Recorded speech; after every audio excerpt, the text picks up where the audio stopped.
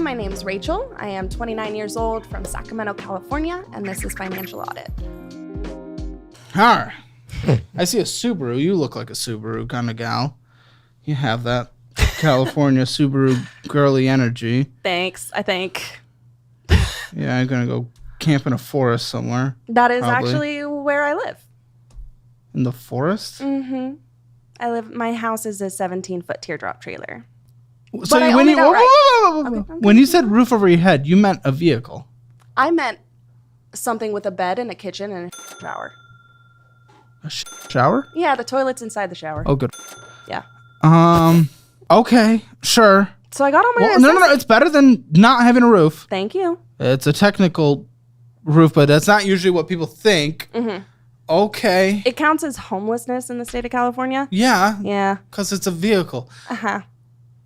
But okay. Okay, well, that puts things a little more into perspective than before. So is that the Subaru? That's not the Subaru. I tow it with the Subaru. Do you have like designated spots or are you just everywhere? So I have I mean, it's going to be harder for you to have a job without a permanent address. You betcha it is. Okay. Why do you think I can't go into an office? Because you don't have a permanent address. Uh-huh. Why don't we work on... You were making money until a couple of days ago. It's like if you were in this situation forever, I'd be a little more... I'd be a little more... Okay, it makes sense. We can't afford a place over our head when we don't have a job. No, we literally had a job until right now. So why weren't we trying to get a roof over our head? I have a roof over my head. Come on, you know what I'm talking about. The permanent address. I don't want one. Okay, congratulations. Then you're probably going to have a harder time getting a job, and then you're probably going to live in poverty, and then you. Like, that's the end of the conversation then. It's like we just determined. Just determined. Plenty of remote jobs. Cool. How's that going? Not well. So we literally just determined that you would have a better chance of getting a job if you had a permanent address. Mm-hmm. And you know how much more money that would cost me per month? Yes, but you had the stable income. Yeah, and I had the stable income living in my trailer. Stop.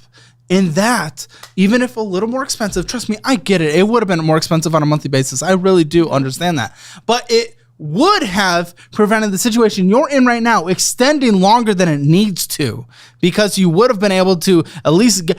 Listen, I'm sorry. It makes sense. If I'm hiring someone as the boss of this place, it makes more sense making sure that someone lives in a certain radius here, because it is more guaranteed that they are going to be here. Because you invest a lot of money into an employee when you're first getting them set up, especially and then it's time and it's energy, and then replacing someone is even more time and energy. You want the best chance that they're going to succeed.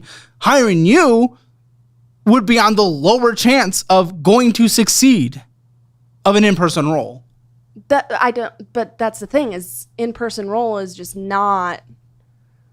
You don't have to lift everything in person. No. You could be in an office. What are you talking about? It's not about that. Then what is it about? It's about my mental health. Oh, for f***'s sake. Okay. I know. That's a value of mine. What? It's a value? Yes, a value of mine is to not put myself in a situation that's going to make me much worse for my mental health, especially considering I have ADA accommodations. You haven't told me what they are. Because you didn't ask. Yes, I did. I said mental and physical, and you didn't ask for elaboration. So elaborate. Thank you. My ADA mental accommodation is up to 32 hours a month of time off that is paid typically, and it's typically a half day every other week. And then... Is that forced federally? I don't know what that means. Because I don't do the HR, so my other guy, like if there are anything like that, he's making sure we're following guidelines and stuff like that. Is that forced federally that someone is not allowed to look at that when determining hiring? Because I know there are disability protections, of course. Is that specifically? Because it's not, why the f*** would I pick you over someone who I know will come into work without the hassle of me having to reorchestrate everyone else's office in a small business around your life? I don't think that they are allowed to know. Plus... allowed to know. Well, that's different. I mean more discriminate against it, if that's a thing. I know there are certain things you can't discriminate against. I don't know if it's that one. I don't either. So that's... Well, why wouldn't you know? Shouldn't you be the one that does know? You and HR? Well... HR. You were just complaining about it at the beginning that the other company wasn't following it, but now you don't even know if it's a legal requirement. What do you mean wasn't following it? You said the other company wasn't. I said there was an issue with it. Did she not say that? I heard her. Plus, throughout this situation, my therapist has come to the recommendation that I not have like a direct boss. Girl, you're not going to survive. Yeah, no. Okay, I really don't understand the purpose then. This doesn't make sense.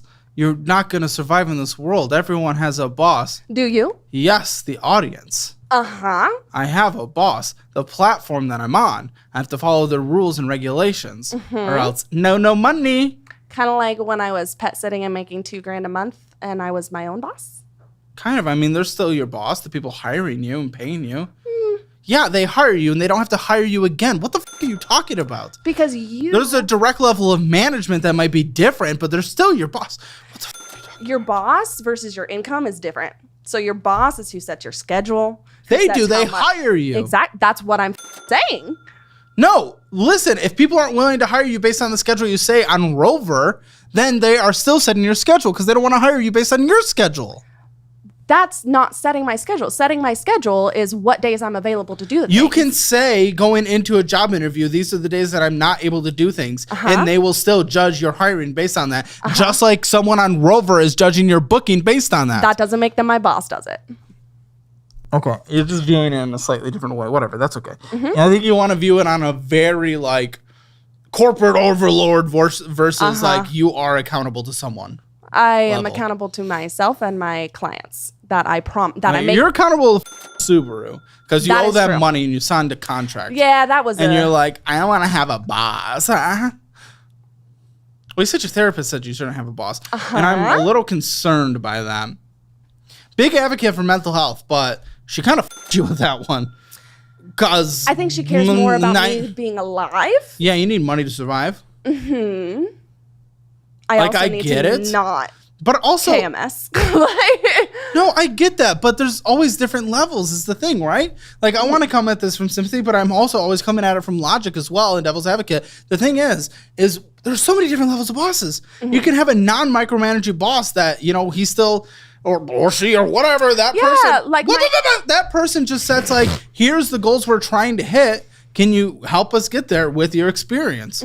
Or over the McDonald's manager that's like looking behind you as you're dropping fries in the oil, you know? There's different levels. Your therapist is saying, I don't think you should have a boss. Feels kind of like a disservice to me because there's so much in between different levels of what a boss looks like.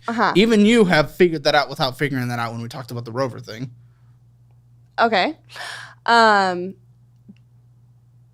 So where I lost my train of thought. I'm so sorry. Can you repeat the last sentence you said? Please. What's your plan for survival then? That was not the last sentence. No, but that's what I care about. Because you're like, I can't do this, I can't do this, I can't do this, I can't do this, I can't do this. At that point, it's like, then what? Exactly. Tell me the answer. My next step is to the company. We did sign an agreement that they will not contest an unemployment filing.